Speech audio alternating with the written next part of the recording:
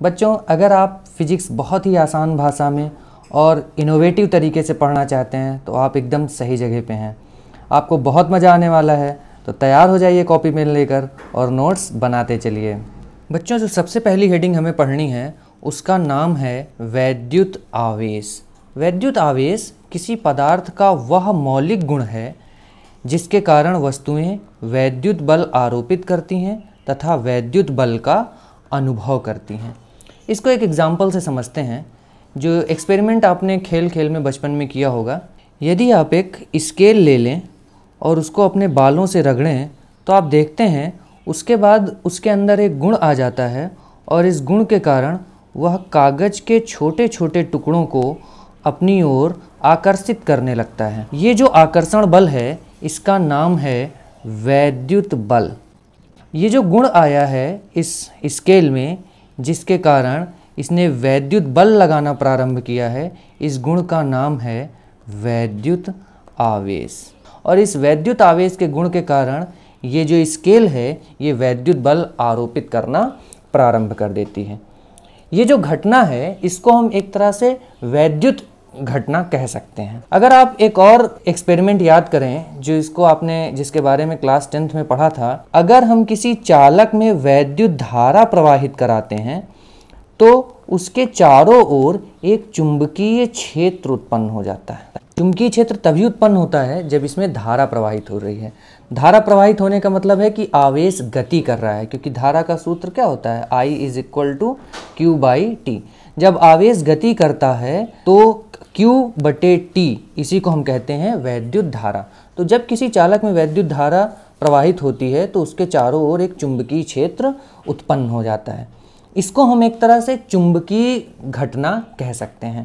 तो इस तरह से वैद्युत आवेश की एक और परिभाषा दी जाती है और उसमें कहा जाता है कि वैद्युत आवेश किसी पदार्थ का वह मौलिक गुण है जो सभी विद्युत तथा चुंबकीय घटनाओं के लिए उत्तरदायी है। बच्चों, वैद्युत आवेश को हम Q से प्रदर्शित करते हैं और इसका जो SI मात्रक है वो कूलॉम होता है। जैसे मान लीजिए किसी क्वेश्चन में आपसे कहा जाए कि किसी वस्तु के ऊपर 5 कूलॉम आवेश है तो आप लिखेंगे Q = 5 कूलॉम। किसी वस्तु के ऊपर 10 कूलॉम आवेश है तो आप लिखेंगे Q = 10 कूलॉम। Q क्या है, आवेश है, और कूलॉम उसका मात्रक है। इसकी विमा 80 होती है। आप इसको बहुत आसानी से कैलकुलेट कर सकते हैं। आपको पता है कि विद्युत धारा I का जो सूत्र होता है वो होता है Q/T। तो अगर हम Q का सूत्र लिखें आवेश का तो ये हो जाएगा I × T, यानी विद्युत धारा गुणे समय। इस सूत्र से हम इसकी विमा निकाल सकते हैं। I की विमा होती है A, विद्युत धारा की विमा A होती है, और समय T की विमा होती है T। तो इस तरह से आप देखते हैं कि आवेश की विमा कितनी होती है, AT।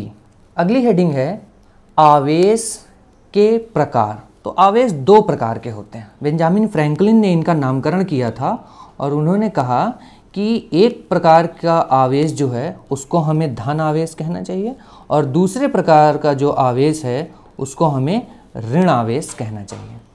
उन्होंने बहुत सारे एक्सपेरिमेंट किए और ये बताया कि जो सजातीय आवेश हैं वो एक दूसरे को प्रतिकर्षित करते हैं, जबकि विजातीय आवेश एक दूसरे को आकर्षित करते हैं। सजातीय आवेश का मतलब होता है एक तरह के आवेश। जैसे यहाँ पर आप देख रहे हैं इस डायग्राम में, ये धन आवेश और ये धन आवेश एक दूसरे को प्रतिकर्षित कर रहे हैं, एक दूसरे के ऊपर प्रतिकर्षण बल लगा रहे हैं। इसी तरह से ये ऋण आवेश और ऋण आवेश दोनों एक ही प्रकार के आवेश हैं, ये भी एक दूसरे के ऊपर प्रतिकर्षण बल लगा रहे हैं। तो ये कौन सा बल है, प्रतिकर्षण बल, और ये आवेश कैसे हैं, ये सजातीय आवेश हैं। जबकि आप देखेंगे इस एग्जाम्पल में एक धन आवेश और एक ऋण आवेश दोनों विपरीत प्रकार के आवेश हैं, यानी विजातीय आवेश हैं और एक दूसरे के ऊपर आकर्षण बल लगा रहे हैं। तो आपको समझ में आ गया होगा कि सजातीय आवेश एक दूसरे को प्रतिकर्षित करते हैं, जबकि विजातीय आवेश एक दूसरे को आकर्षित करते हैं। बच्चों, अगली हेडिंग बहुत ही इम्पॉर्टेंट है जिसका नाम है पदार्थ के आवेशित होने का कारण या आवेशन का इलेक्ट्रॉनिक सिद्धांत। बच्चों, सभी पदार्थ परमाणुओं से मिलकर बने होते हैं। परमाणु के केंद्र में एक नाभिक होता है जिसमें प्रोटॉन तथा न्यूट्रॉन बंधे हुए होते हैं, जबकि नाभिक के चारों ओर इलेक्ट्रॉन विभिन्न कक्षाओं में चक्कर लगाते हैं। प्रोटॉन पर जितना धन आवेश होता है, इलेक्ट्रॉन पर उतना ही ऋण आवेश होता है। और सामान्यतः किसी परमाणु में प्रोटॉनों की संख्या इलेक्ट्रॉनों की संख्या के बराबर होती है, अतः परमाणु विद्युत रूप से उदासीन होता है। इसको इस डायग्राम से समझिए कि ये एक परमाणु है। परमाणु के केंद्र में ये इसका नाभिक है। नाभिक में आप देख रहे हैं कि प्रोटॉन और न्यूट्रॉन एक दूसरे के साथ मजबूती से बंधे हुए हैं, जबकि इसके चारों ओर ऋण आवेशित इलेक्ट्रॉन विभिन्न कक्षाओं में चक्कर लगा रहे हैं। जितने नाभिक के अंदर प्रोटॉन हैं, जब उतने ही बाहर इलेक्ट्रॉन चक्कर लगा रहे हैं, तो इस परमाणु का जो नेट आवेश होगा वो शून्य होगा, या ये परमाणु विद्युत रूप से उदासीन होगा। अब अगर हमें इसे आवेशित करना है या किसी भी पदार्थ को जब आवेशित करना होता है, तो हमारे पास एक ही तरीका है कि हम इलेक्ट्रॉन की संख्या को बदल सकें, क्योंकि प्रोटॉन नाभिक में बहुत मजबूती के साथ बंधे हुए होते हैं। तो हम प्रोटॉन को ना तो नाभिक से बाहर निकाल सकते हैं, ना तो किसी दूसरे प्रोटॉन को नाभिक में भेज सकते हैं। तो हमारे पास एक ही तरीका बचता है कि हम इलेक्ट्रॉनों को स्थानांतरित करें। अगर हम किसी परमाणु से एक इलेक्ट्रॉन निकाल लें, तो इस परमाणु में इलेक्ट्रॉनों की कमी हो जाएगी। इसमें इलेक्ट्रॉन बचेंगे 3 और प्रोटॉन बचेंगे 4। तो इस परमाणु के ऊपर कैसा आवेश आ जाएगा? धन आवेश आ जाएगा। यदि हम इलेक्ट्रॉन निकालने की बजाय इस परमाणु को एक इलेक्ट्रॉन दे दें, अगर हम इसको एक इलेक्ट्रॉन देंगे तो यहाँ पर इलेक्ट्रॉनों की संख्या अधिक हो जाएगी और प्रोटॉनों की संख्या कम हो जाएगी। तो इस परमाणु के ऊपर ऋण आवेश उत्पन्न हो जाएगा। वही बात यहाँ पर समझाई गई है कि जब किसी भौतिक प्रक्रिया के द्वारा इलेक्ट्रॉन एक वस्तु से दूसरी वस्तु में स्थानांतरित किया जाता है, तो जिस वस्तु से इलेक्ट्रॉन गए हैं उस पर धन आवेश उत्पन्न हो जाता है, जिस वस्तु पर इलेक्ट्रॉन आए हैं उस पर ऋण आवेश उत्पन्न हो जाता है।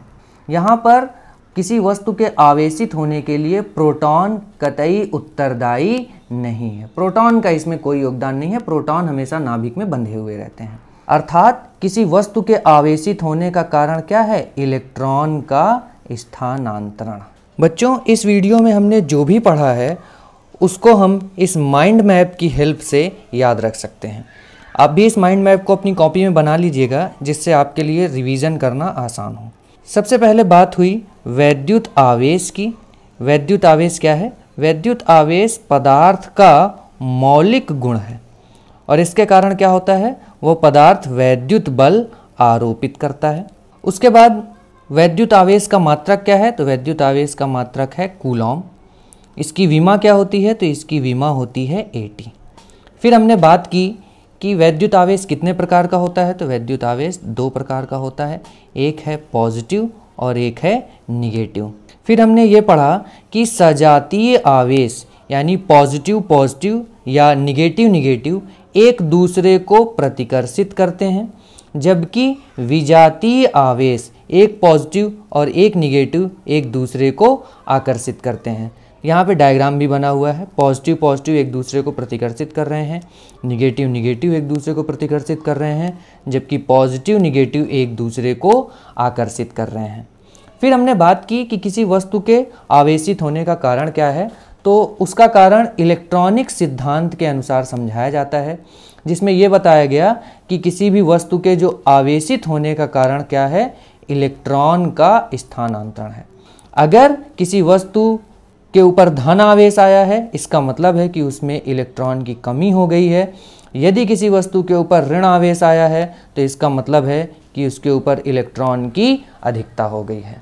बच्चों, हमारा जो दिमाग है वो हमेशा इन्फॉर्मेशन को इमेजेस के रूप में याद रखता है, पिक्चर के रूप में याद रखता है। तो जब हम इस तरह का माइंड मैप बना लेते हैं तो हमें चीज़ों को याद करने में आसानी होती है। इस तरह का माइंड मैप आपको हर एक जगह पर जहाँ भी आपको ज़रूरत पड़ेगी थ्योरी पोर्शन में, हम आपको इस तरह का माइंड मैप उपलब्ध करा देंगे। तो अगर आपको ये वीडियो पसंद आई है तो अगली वीडियो में हमने आवेशन की विधियाँ इसके बारे में पढ़ा है, तो ज़रूर वो वीडियो देखिए। मिलते हैं नेक्स्ट वीडियो में।